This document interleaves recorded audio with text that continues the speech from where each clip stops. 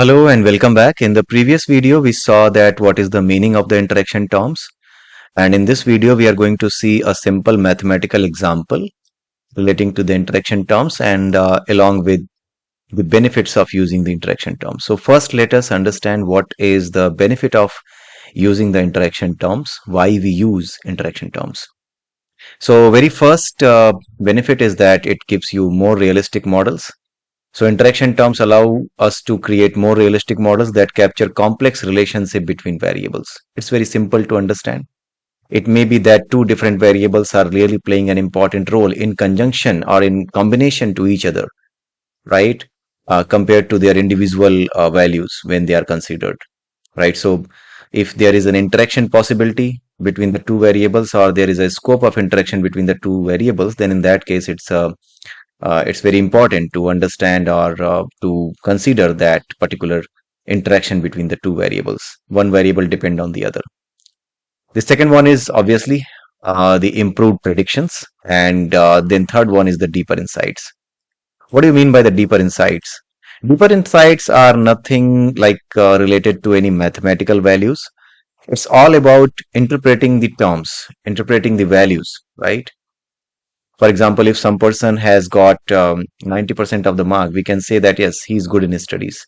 And if someone finds like 99%, then we say that yes, he's extraordinary and he's kind of a scholar, right? So this is the insight. And the number, the marks, 99% marks, these are just the numbers. But yeah, what you can infer from those marks, that is known as the insight, right? So you can get more deeper insights if you are using the interaction terms wherever the interaction terms are useful, wherever the scope of interaction terms is there. So this was all about the benefits of using the interaction terms. And now let's see, by understanding the interaction terms, we can build more sophisticated and accurate models to analyze real world phenomena. That's very simple again to understand. And now we are going to see a simple mathematical example of interaction terms.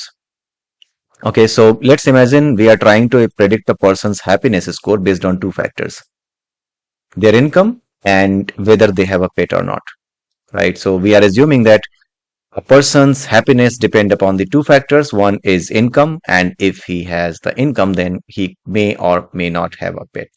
So having some income and having an additional thing, which is a pet, is it showing that yes, the person is more happier or he is less happier, right? So if a person is happy, then if he has a pet or not, how the happiness is related to having a pet, and also relation to his income, right? Like not everyone can afford the pet.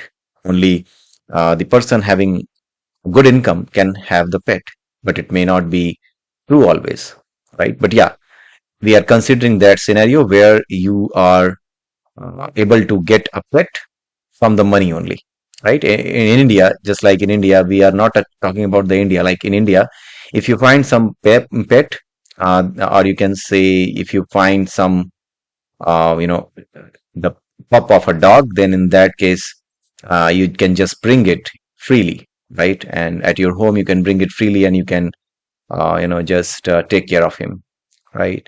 So that is not the case here. We are just assuming that if you have income, then only you are going to buy a pet, or maybe you are not going to buy a pet. And based on that, we are deciding whether a person is happy or not if he has income plus he has a pet. So first of all, let's decide the equation without the interaction terms, right? So independent variables, income and pet, are taken here. So happiness is equal to B0 plus B1 into income plus B2 into pet, right? So beta, you can read it as beta 0, beta 1 and beta 2.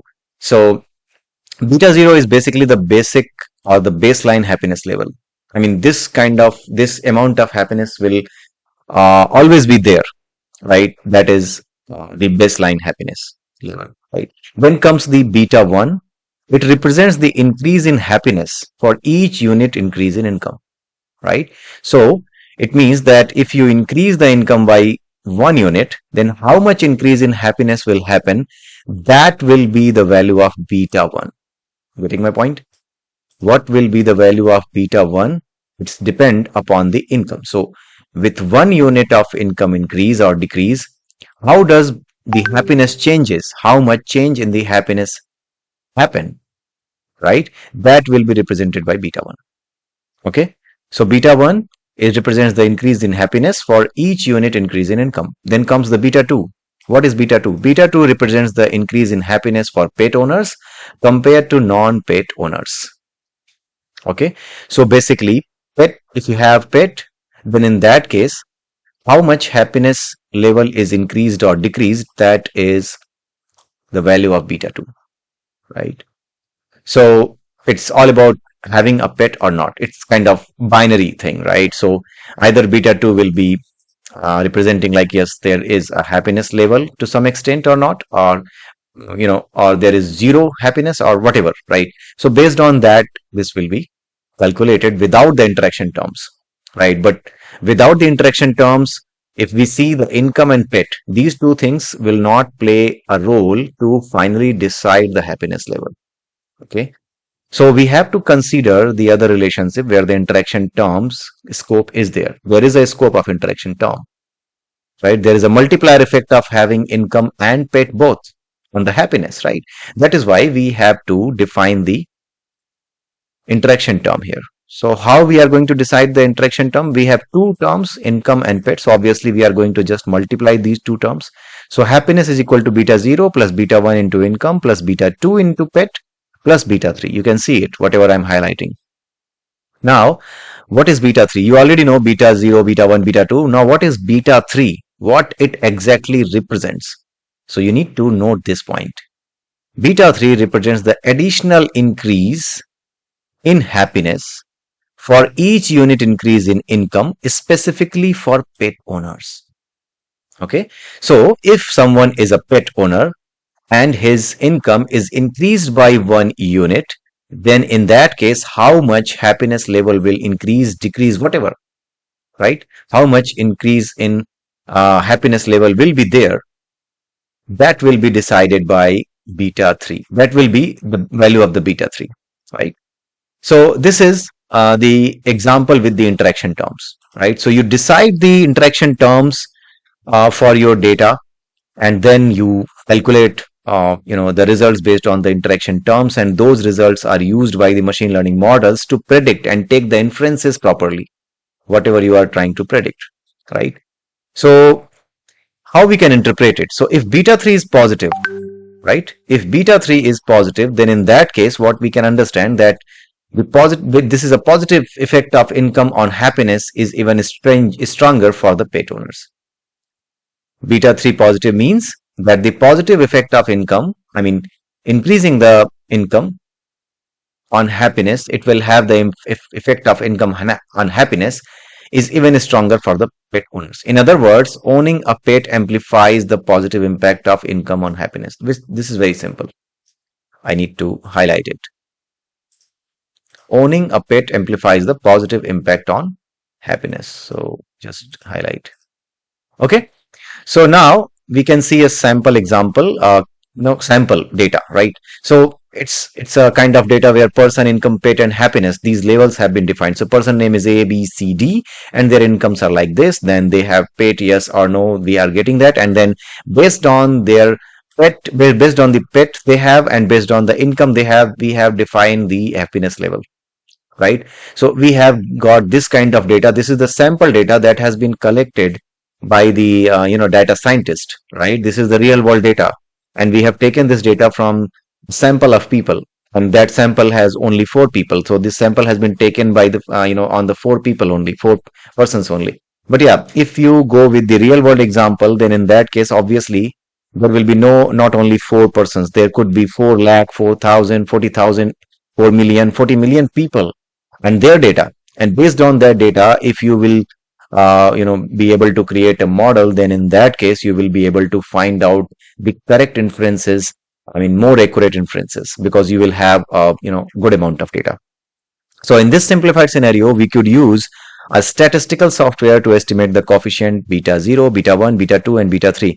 So basically, when you use any Python library, you give this data to the Python library, right? You decide the the interaction term, and then when you pass all the relevant values to the API that has been exposed by the Python library, then in that case, what happens that these beta 0, beta 1, beta 2, and beta 3, these values are calculated. Okay.